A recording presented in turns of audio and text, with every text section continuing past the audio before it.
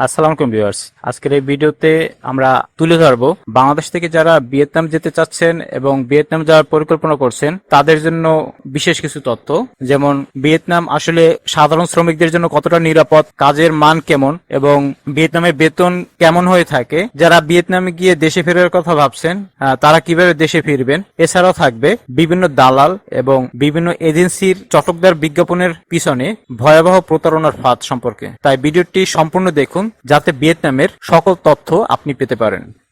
সাম্প্রতিক বছরগুলোতে দক্ষিণ পূর্ব এশিয়ার উদীয়মান অর্থনীতির দেশ ভিয়েতনাম বাংলাদেশি অভিবাসী কর্মীদের কাছে একটি নতুন গন্তব্য হিসেবে পরিচিতি লাভ করেছে। তবে এই পরিচিতির আড়ালে তৈরি হয়েছে এক অন্ধকার অধ্যায়। তথাকথিত সহজ কাজের চটকদার বিজ্ঞাপন এবং দালালদের মিথ্যা প্রলোভনে পড়ে প্রতি বছর শত শত বাংলাদেশি সাধারণ শ্রমিক ভিয়েতনামে গিয়ে চরম মানবতার পরিস্থিতির সম্মুখীন হচ্ছেন।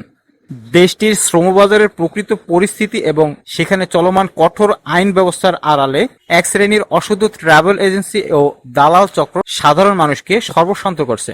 বাস্তবতা হলো, যারা সঠিক যোগ্যতা নিয়ে বৈধ উপায় যাচ্ছেন তারা সফল হলেও সাধারণ কাজের আশায় যাওয়া শ্রমিকদের জন্য ভিয়েতনাম এখন একটি নির্মম ট্র্যাজেডির নাম। ভিয়েতনামের ইমিগ্রেশন আইন অত্যন্ত নিয়মতান্ত্রিক ও কঠোর। দেশটিতে মূলত ব্যবসায়িক কাজের জন্য ডিএন বিজনেস ভিসা এবং দীর্ঘমেয়াদী চাকরির জন্য LD1 ও LD2 ওয়ার্ক ভিসা প্রদান করা হয়। কোনো বিদেশি কর্মী যখন দেশটিতে 2 বছরের বেশি থাকতে চান তবে তাকে TRC বা টেম্পোরারি রেসিডেন্সি কার্ড বা সাময়িক বাসস্থান কার্ড দিয়ে থাকে। ভিয়েতনামের বর্তমান কাজের পরিস্থিতি বিশ্লেষণ করলে দেখা যায় দেশটির অর্থনীতি দ্রুত বৃদ্ধি পেলেও তাদের নিজস্ব শ্রমিকের কোনো ঘাটতি নেই। ভিয়েতনাম সরকারের স্পষ্ট নীতি হলো তারা কেবল উচ্চ দক্ষ স্কিল পেশাদার IT বিশেষজ্ঞ, কারখানার উচ্চ পদস্থ টেকনিশিয়ান এবং ইংরেজি শিক্ষকদেরই কাজের অনুমতি বা ওয়ার্ক পারমিট দেয়। সাধারণ ও অদক্ষ আনস্কিল কায়িক শ্রমিকদের জন্য দেশটির দরজা বিদেশিদের জন্য সম্পূর্ণ বন্ধ। ভিয়েতনামে কাজের ধরন ভেদে বেতনের ব্যাপক তারতম্য রয়েছে। তথ্য প্রযুক্তি, IT খাত, তৈরি পোশাক শিল্পের ম্যানেজমেন্ট বা দক্ষ টেকনিক্যাল পদে কর্মরত বাংলাদেশিদের প্রতি মাসের বেতন 1000 থেকে 2500 মার্কিন ডলার, যা প্রায় বাংলাদেশি টাকায় 1,20,000 থেকে 3 লক্ষ টাকা পর্যন্ত আয় করছেন। অন্যদিকে কিছু বৈধ প্লাস্টিক ও পার্টস ম্যানুফ্যাকচার কোম্পানির বিশেষ কোটায় 2 বছরের চুক্তিতে যাওয়া সাধারণ অপারেটরদের বেসিক বেতন 350 থেকে 400 ডলার, যা প্রায় বাংলাদেশি টাকায় 42,000 থেকে 50,000 টাকা হয়ে থাকে। কিন্তু দালালরা যখন সাধারণ রেস্টুরেন্ট বা কনস্ট্রাকশনের কাজের জন্য 1 লক্ষ টাকা বেতনের লোভ দেখায় তা সম্পূর্ণ মিথ্যা। ভিয়েতনামের স্থানীয় সাধারণ শ্রমিকদের বেতনই মাত্র 25,000 থেকে 30,000 টাকা সমপরিমাণ, যা দিয়ে একজন প্রবাসী কর্মী নিজের থাকা খাওয়ার খরচ চালানো অসম্ভব।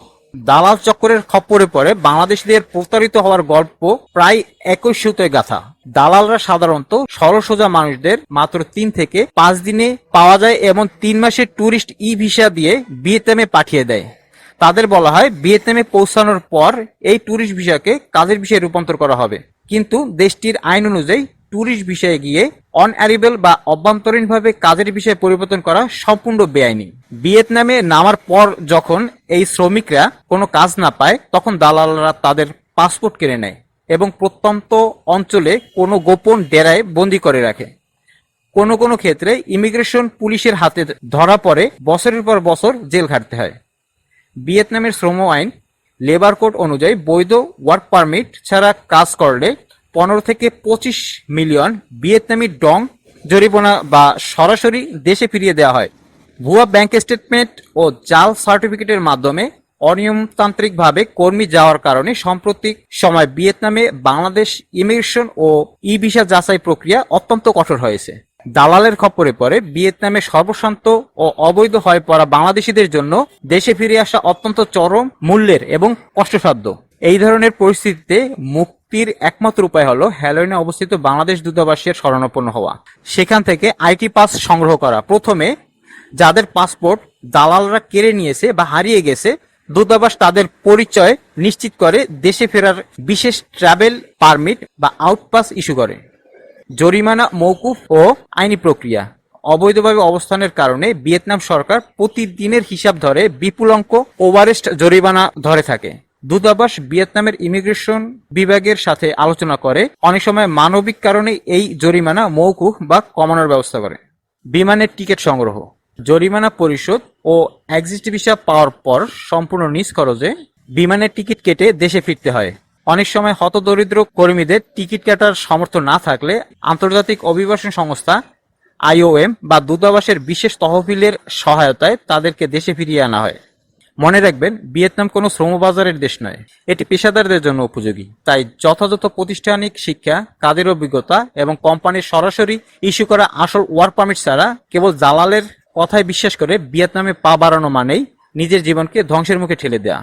আশা করি আজকের ভিডিওর মাধ্যমে ভিয়েতনাম সম্পর্কে আপনাদেরকে বেশ কিছু তথ্য প্রদান করতে পেরেছি। ভিডিওটি ভালো লেগে থাকলে লাইক ও শেয়ার করতে ভুলবেন না, এবং আপনার কোনো জিজ্ঞাসা থাকলে কমেন্টে লিখে জানান। এরকম বিষয় সংক্রান্ত নতুন নতুন ভিডিও পেতে আমার চ্যানেলটি সাবস্ক্রাইব করুন এবং পাশে থাকা বেল বাটনটি ক্লিক করুন, যাতে সবার আগে আমার নতুন ভিডিওগুলো আপনার নোটিফিকেশনে পেয়ে যান। আজকের মতো বিদায় নিচ্ছি, আবার দেখা হবে কোনো নতুন বিষয় নিয়ে নতুন কোনো ভিডিওতে। আল্লাহ হাফেজ।